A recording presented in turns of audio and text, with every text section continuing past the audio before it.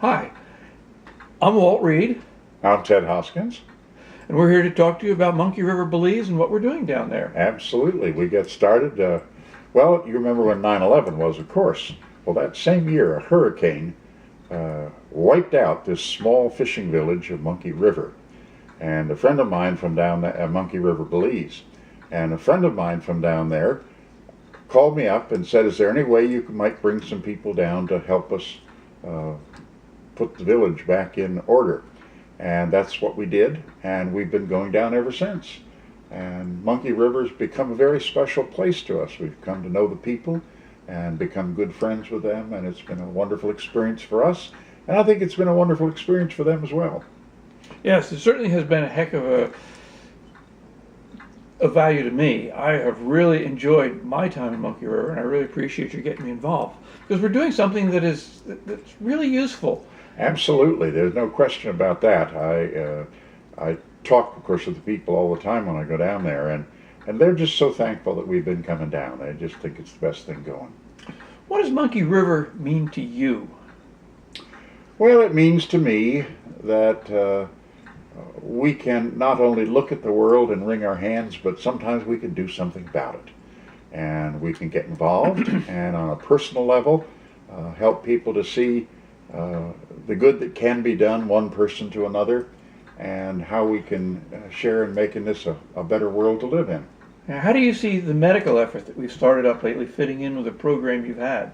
Well, I think it fits right in because, of course, at first we started out with helping to rebuild, worked on the church and the school particularly, and started microfinance programs and did a lot of different things, housing for teachers, and got involved in development of scholarship programs so that the young people there could all go to high school if they wanted to, and some of them even go on to college. We have 5 in college now that we support, and yet we could see in the background the need for the health of the community as a whole, not just the education of the kids, but the overall health of the community. And when you and Dr. Garfield and others came down, they noticed a real need for attention to these medical matters if the community is going to grow and be the kind of community that it could be. Yeah, it was a real positive experience for me. I really enjoyed it. I learned a lot, and I enjoy the interactions with the people. What I especially enjoy is developing a relationship with the people and then watching that relationship grow. How do you anticipate the future of this program will be? Well, I'm sure it will continue to be because community health is a continuing matter, and it doesn't just get done like you finish a building and move into it. You need to talk about community health and the factors that work toward a healthy community, and you keep on working on them, and you develop programs that allow that to continue. I know every time I go down there, and I go down fairly often, they always ask about you and about the program, and will you be able to bring help for us in this, that, or the other thing? And that becomes very, very important to them, because when they get an edge on health and they begin to see what some of their problems have been, then they just grab onto with great excitement the possibility that I can do something about what's going on in my life and in the life of this community. Yes, to me it's exciting to see the uniqueness of the problems they have, but also how they are similar to problems in other places as well. And then to watch them slowly take more responsibility for themselves and then how they utilize what we can provide them is fascinating. So it's both a learning exercise for me and a very rewarding thing to participate in. Of course, that's key to the way you've done things, and you've entrusted this to them, and that may be partially because we can't stay down there all the time.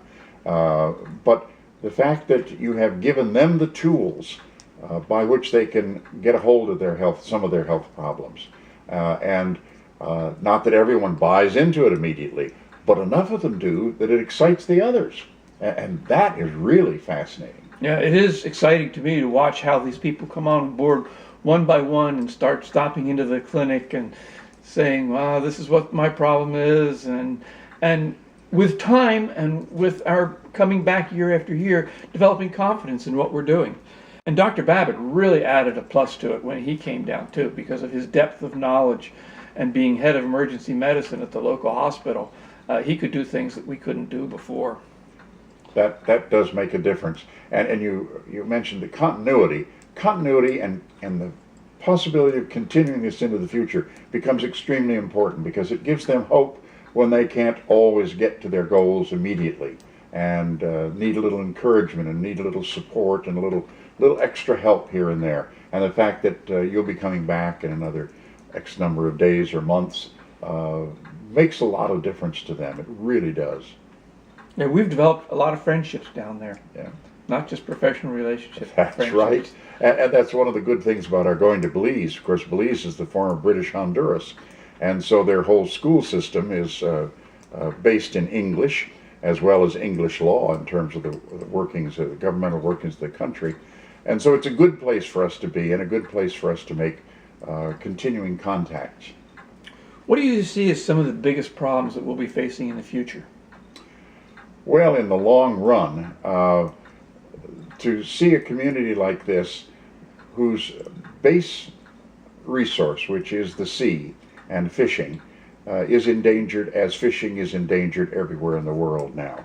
And as that has to be brought under control, and as climate change continues to degrade the marine resource opportunities on a barrier reef or any reef situation, there need to be alternatives. One of those alternatives, of course, will be tourism, and it is to a degree. Now, northern Belize is highly dependent on tourism, but it hasn't really reached the south to any degree. But you need to have a healthy community for that to work, and they need to be a people who can welcome others and find ways to fit them into their economic scene, and so that we can balance the natural resource use of the fisheries and the exciting opportunity of tourism and all the beauty of the jungle and the flora and fauna that go with that. Yeah, I see some of their biggest problems from a medical standpoint as being, first, their isolation, and second, their lack of education on many of the things that are important to it, everything from diet to exercise to taking care of basic wounds and doing all the sorts of things that we kind of take for granted here. But in the tropics, they become much more serious because they happen sometimes much more quickly. And they develop into serious problems much more quickly. That may be what you're referring to. And to have your kind of teaching and the kind of continuity that allows us to look ahead and say, yes, we can deal with that, and we'll find ways to help us out with this, and we'll develop programs that will allow you to gain more and more control of your health and your life. Yeah, one of the things I really look forward to is returning to Monkey River once again, seeing how they've progressed, seeing the way they treat us. Yeah. It's a really exciting, fun, and learning proposition. Yeah, it's really great all the way around, because they, quite often I'm down there before you come, and I can tell they keep on asking, well, is Dr. Walter going to come? And will he bring this, or will he come, and will he do this, or will he do that? And that's part of their awareness that we are working on this together, and that we're in it for the long haul, which is an advantage of our going back. So often you go to a situation in great critical need, like after the hurricane that wiped them out, and then you disappear. But now we've been going there for well over 10 years, and so they know we're in it with them. And it's something we're working on together, and we'll continue to work on together. Yeah. Anyway, we're thankful for this opportunity to talk about Monkey River and what we're doing, and we're looking forward to continuing our effort as best we can expand it. And we hope you'll help us do that. So, thanks a lot, and goodbye. Goodbye. Thank you.